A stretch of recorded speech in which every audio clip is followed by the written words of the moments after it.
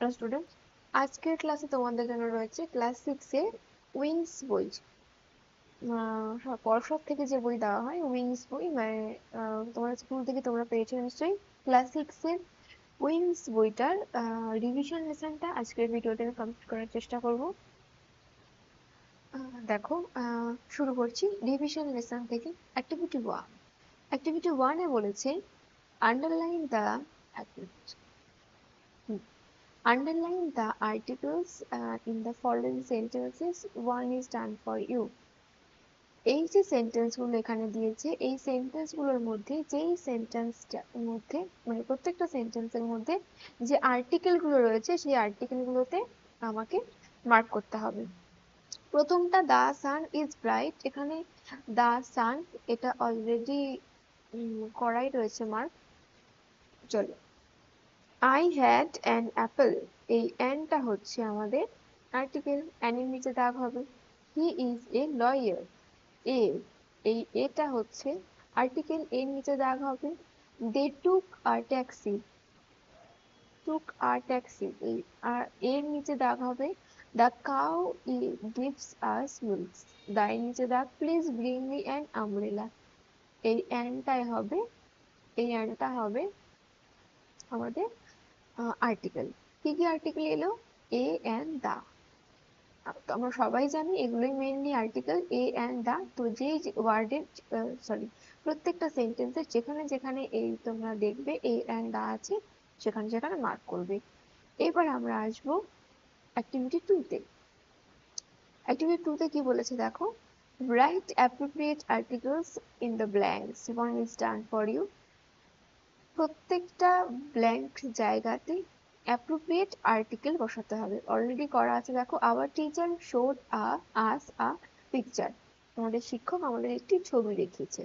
The old lady is my mother, এই বয়স্ক মহিলাটি আমার মা।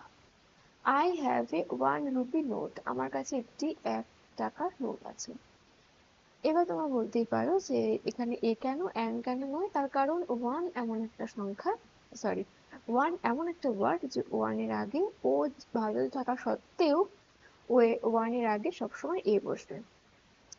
You can have an egg every day, অবশ্যই ই দিয়ে স্টার্ট, তাই ভাওয়েল যে স্টার্ট তাই অ্যানে বসবে। The Ganga is sacred river, you have come here after a long time. Okay, activity 2 complete. Activity 3 তে কি বলেছে দেখো, জেন্ডার নির্ণয় করতে হবে। জেন্ডার নির্ণয়ের উপর আমি অলরেডি একটা ক্লাস চ্যানেলে আপলোড করেছি। যদি তুমি বুঝতে না পারো কোনটা মাস্কুলিন, কোনটা ফেমিনিন, কোনটা কমন, কোনটা নিউট্রাল, তাহলে অবশ্যই ক্লাসটা একবার দেখে নিও। সেখানে সম্পূর্ণ ক্লিয়ার করে 4টে জেন্ডার ডিভিশন করে এক্সাম্পল সহ বোঝানো আছে। অ্যাক্টিভিটি 3 তে কি বলছে এবার আমরা দেখবো। অ্যাক্টিভিটি 3 তে বলছে identify the common gender and the neutral gender, put them in the appropriate columns. Common gender এবং নিউট্রাল জেন্ডার আমাদের বুঝতে হবে এবং এই ছকগুলো আছে ছকে বসাতে হবে। তো কি কি আছে দেখো, কমন জেন্ডার আমাদের মধ্যে রয়েছে কমন জেন্ডার, নিউট্রাল জেন্ডার, যেখানে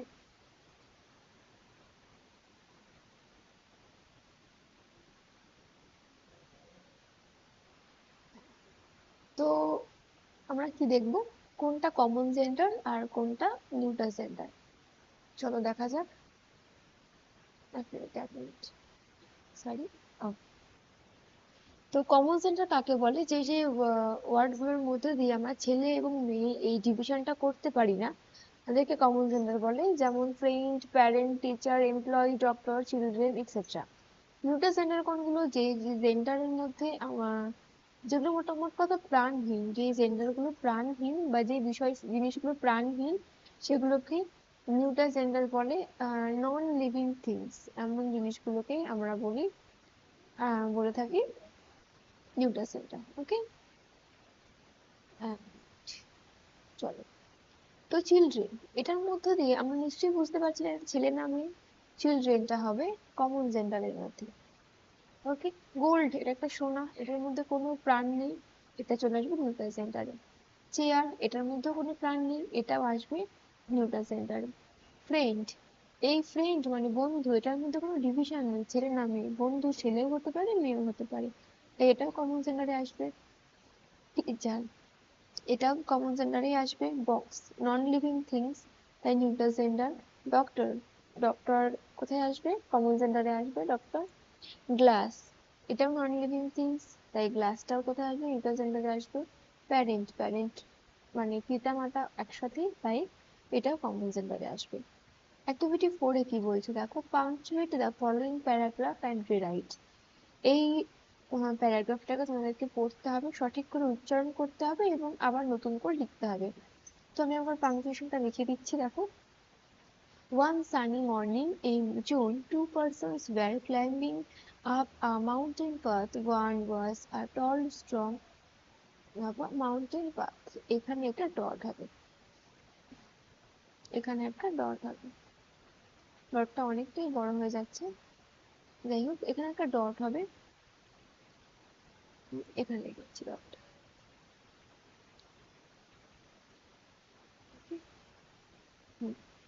তারপরে কি বলছি, one was a tall strong looking woman, one was a tall strong looking woman, the other a child of 5. The child had on two dresses, one above the other. Over this a red woolen shawl, and on her feet were thick mountain shoes. এটাকে ঠিকঠাক করে উচ্চারণ করে তোমাকে আবার নিচে right করতে হবে, লিখতে হবে। সো এটা আমি আর কিছু করিনি। Activity 5 কি বলছে দেখো, fill in the blank spaces in the following chart with the present, past and past participle forms of the doing words as required to are done for you. কি করতে হবে তোমাদেরকে, এই লিস্টে এই ব্ল্যাঙ্ক স্পেসে এই চার্টে যে ওয়ার্ডের পাস্ট ফর্ম পার্টিসিপল ফর্ম লিখতে হবে। সাপোজ যেমন রাইট, রাইটের past রোট, past participle written. Sing, sang, sung. Drive, drove, driven. Come, came, come. Swim, swam, swim. Spend, spent, spent. Give, gave, given. Build, built, built. Grow, grew, grown. Break, broke, broken. তার মানে ভার্বের লিস্টে আমার তিনটে form মুখস্থ করতে হবে, present form, past form and past participle form. Activity 6 এ আমরা কি দেখব, fill in the blanks with WH words given in the help box below. তোমরা জানো WH ওয়ার্ড গুলো আমরা ব্যবহার করি প্রশ্ন করার ক্ষেত্রে, কোশ্চেন করার ক্ষেত্রে, সেগুলোকেই এখানে অ্যাপ্রোপ্রিয়েট ভাবে বসাতে হবে। কোথায় কোন WH ওয়ার্ডটা বসবে দেখো হেল্প বক্সে দেওয়া আছে। হাউ মানে কিভাবে, হোয়েন মানে কখন, হোয়াট মানে কি, ওয়্যার মানে কোথায়, ইউ মানে কি, এগুলো আমাদেরকে এখানে ইনপুট করতে হবে ঠিকঠাক জায়গায়। একটা করাই আছে দেখো, when do you come home from school, তুমি কখন স্কুল থেকে বাড়ি ফেরো। I come home from school in the afternoon. Next কি বলছে দেখো, what did you bring in your bag, তুমি তোমার ব্যাগে কি নিয়ে যাও। I brought books in my bag, আমি ব্যাগে বই নিয়ে যাই। হাউ ওল্ড আর ইউ, তোমার বয়স কত। আই অ্যাম 10 years old, আমি 10 বছরের। হোয়ার ডু ইউ লিভ, তুমি কোথায় বাস করো। আই লিভ ইন কলকাতা, আমি কলকাতায় বাস করি। Who is the little girl, the little girl is my sister. Activity 7 এ কি বলছে, underline the proper noun and circle the common nouns two are done for you. Proper নাউনের সেক্টরটা আমি এখনো আপলোড করিনি, তবে নাউনের প্রত্যেকটা সেক্টর আমি আপলোড করব, অর্থাৎ একটা ভিডিওর মাধ্যমে এই সামনের দিনই তোমাদের সামনে আসবে, ওটা তোমরা দেখে নেবে, তাহলে নাউন সম্পর্কে ধারণাটাও ক্লিয়ার হয়ে যাবে, কনসেপ্টটাও। প্রপার নাউন কাকে বলে, প্রপার নাউন বলে কোনো নির্দিষ্ট জায়গার নাম, ব্যক্তির নাম বোঝালে প্রপার নাউন বলে। কমন নাউন মানে নির্দিষ্ট কোনো জাতিবাচক বিশিষ্টতা বোঝায়। তো কি বলেছে, আন্ডারলাইন দ্য প্রপার নাউন, যেগুলোকে তুমি প্রপার নাউন দেখবে সেখানে আন্ডারলাইন করবে। Circle the common noun, common noun গুলোকে তুমি সার্কেল করবে। যেমন এখানে আছে অ্যাপেল, অ্যাপেল, এখানে কি আছে, অ্যাপেল আছে। তো অ্যাপেলটা একটা হ্যাঁ অ্যাপেলটা একটা এক মিনিট। অ্যাপেলটা যেহেতু কমন নাউন আপেল, তাই এটা সার্কেল করা হয়েছে। টেবিল, এটাও একটা কমন নাউন। বাট সানডে, এটা সানডে সানডে একটা ডে এর নাম, তাই এটা অবশ্যই প্রপার নাউন হবে। আলিপুর জু একটা জায়গার নাম, নির্দিষ্ট কোনো জায়গার নাম, এটাও কিন্তু প্রপার নাউন হবে। Mango is a seasonal fruit, fruit অবশ্যই কমন নাউন। একটা ফলের নাম বলছে ম্যাঙ্গো, এটাও কমন নাউন। বিরাট কোহলি, বিরাট কোহলি কি হবে? বিরাট কোহলি কি হবে? প্রপার নাউন হবে, এটা একটু ভুল হয়ে গেছে। বিরাট কোহলি, এক minute, Virat Kohli proper noun হবে। বিরাট কোহলি প্রপার নাউন হবে, কারণ বিরাট কোহলি একজন ব্যক্তির নাম। এরপর আছে ক্রিকেটার, ক্রিকেটার অবশ্যই কমন নাউন হবে। বৃষ্টি brought me a red rose, ওকে। বৃষ্টি একজনের নাম বলছে, এটা প্রপার নাউন হবে। রেড রোজ, রোজ মানে গোলাপ, এটা কমন নাউন হবে।